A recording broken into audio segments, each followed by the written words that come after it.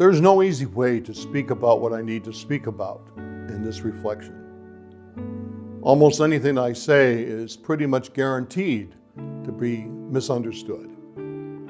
I can almost feel the wave of disbelief and panic that will more than likely result. However, what I'm about to say needs to be said, and it needs to be fully understood. We are drowning in sin. By this, I do not mean that we are surrounded by sin and are in need of redemption. I do not mean that the human race is suddenly engaging in a more sinful life than perhaps ever before. There are plenty of voices that are crying out and proclaiming this perception, and I don't need to add my voice to the noise and confusion. When I state that we are drowning in sin, I'm asserting that there is simply too much perceived sin all around us. Everything, at least from a certain perspective, and most certainly from a scrupulous perspective, is sinful. Every human action, emotion, feeling, thought, desire, whatever, is somehow sinful. Mortal, serious, venial, temptation, or whatever on the scale of sin measurement. There's just too much sin.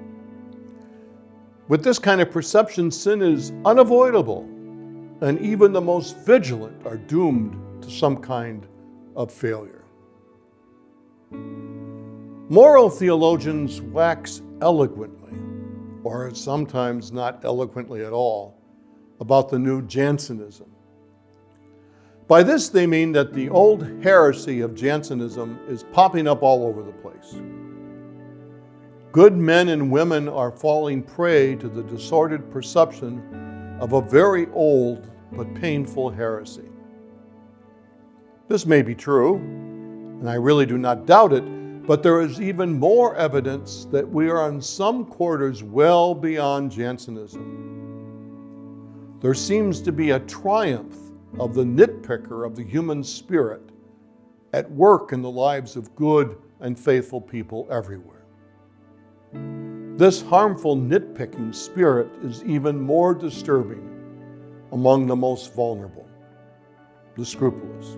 Social media platforms are teeming with misinformed interpreters of Catholic doctrine and so-called teachers of the Catholic catechetical tradition. I don't really know what church they are supposedly representing, but it is most certainly not the Roman Catholic Church.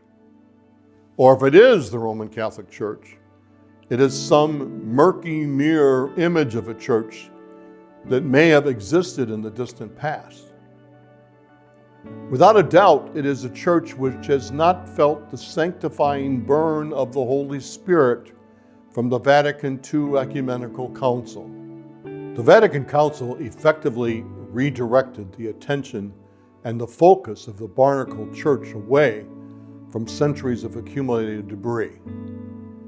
The bishops called the people of God to a new life, a new baptism, and a mature and healthy way of living and believing. This mature Catholic life invited the men and women of faith to enter into mystery, to walk away from false certitude, and to permit the Spirit of God to breathe and create once again. It called for the appreciation of a nuanced understanding of the truths of our tradition that had been faithfully handed on to us. We are not called to blindly fall into lockstep with a manner and a way of life that is lifeless. Suitable perhaps for a wonderful interactive museum display, but not for a vision and a way of living. It is most certainly not gospel living, nor kingdom living. All Catholic doctrines and dogmas are nuanced. That's not to state that they are relative or not truthful, but rather to state what is obvious. They are not complete and are open to interpretation as the people of God live, and move in the Holy Spirit of God. They are nuanced because the way that we understand the teaching is dependent on the present moment, the historical reality of time and place. The truth that is proclaimed is not nuanced, but the manner in which it is practiced, taught, and believed is most certainly nuanced. It's frankly ridiculous to try and put something into practice in the way it was understood and practiced in the 14th century, for example, within the experience of our own 21st century. In partial illustration, let's take for an example. Take the very big word that we proclaim so confidently in our creedal formulation on Sunday during the Eucharist, consubstantial. When the word was inserted in the creedal formula, it was understood as the Latin equivalent of the Greek term homoousios, literally the same substance. All well and good. But the understanding of substance many centuries ago is not the same understanding of substance today. What was originally a philosophical term in today's understanding goes well beyond philosophy and includes a material understanding, idea, and form. As it is with philosophy, so it is with biology and mathematics and quantum mechanics and the natural law and the observable universe, our understanding of the human person, freedom, gender. The list is endless. The original understanding is nuanced by lived experience and new information and understanding. God bless our ancestors. They did the best they could with what they had available to them. So it is with us today. We do the best that we can do with what is available to us. Perhaps one difference between us and them is that we understand and take as a starting point that all things are subject to change, to growth, and to development. We do not believe, as the systematic theologians once believed, that you can answer all of the questions and eventually discover all the answers. We know today that there are far more questions than there are answers. There is much more mystery than there is certitude. The world is not static, a well-oiled machine, a mechanical clock, with everything in its place between earth and heaven. Our universe is constantly expanding, and everything and everyone is subject to change.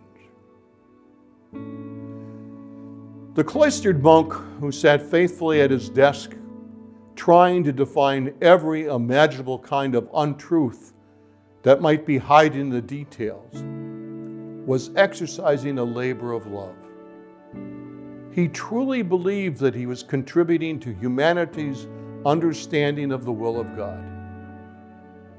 He was not trying to construct a list of sins that could later be consulted in an examination of conscience to identify possible sin at work. Unfortunately, that is what it became, at least for some people. Not a labor of love, but rather a weapon of spiritual discipline to be wielded to bring the unruly soul into submission. In the process, we lost sight of the sin and became caught up in the details and the descriptions of human thoughts, words, and actions. When you slice and dice something repeatedly, you will eventually discover something in the smallest remnant that makes your fantasy believable. Cut it into enough small pieces and take it out of context. The smallest bruise on an apple, when isolated, can seemingly make the whole fruit rotten. When I assert that we see sin everywhere as sin, I'm asserting that we do not pay enough attention to nuance and mystery in our relationship with God. We get lost in the descriptive details of what we are struggling with and have become somehow convinced that it's virtuous to master the details, all the while ignoring what's really going on. The real human struggle of growing in a loving, maturing relationship with God, self, and others. That is the real grace. Our misguided understanding of sin is misplaced. We are drowning in it. This might be a good time to remind ourselves that for a scrupulous person struggling with religious manifestations of OCD, sin is the preferred language that is descriptive of the anxiety that you are feeling.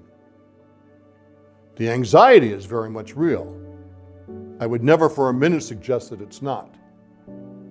But just because there is anxiety, that is not an indication that there's also sin.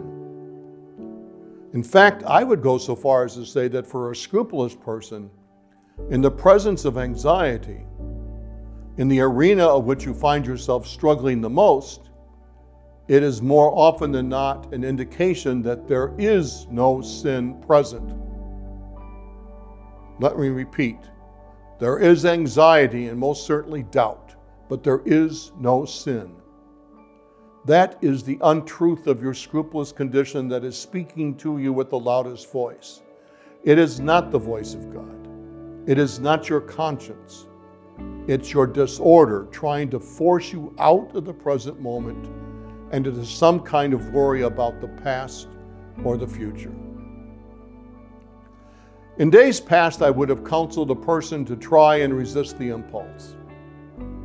That's not necessarily bad advice, but it is most certainly incomplete advice. Resistance is not enough. There must be a deliberate choice to reclaim the experience of the present moment. It's only in the present moment, the eternal now of God, where the anxiety is tempered and where the peace and calm of the Spirit of God can be experienced. If you have not yet listened to the video on mindfulness or listened to one of the meditations that are offered here, now might be a good time to do so. God bless you.